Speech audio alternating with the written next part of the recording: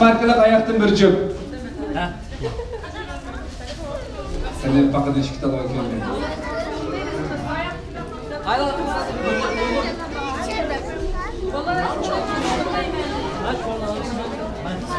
Ayçat mı kep kaldın mı? Sam çoğalalım sen. Ezer mi yapma mı yapma? Kana? Vay cık soğuk. Çandım böyle.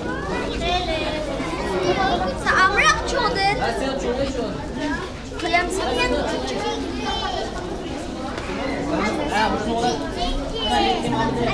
Elvan küçükler. Ba ama şu Kekisi yapayım sen. Ama çoğunluğa baş. Tamam o kalsın. Ulan o bir de. O da işte kımında bu.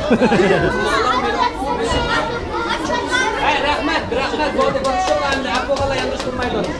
Ha bolun ama. Ki yanı versek bunu da Ha buldu. Hem de çoğuna, çoğuna.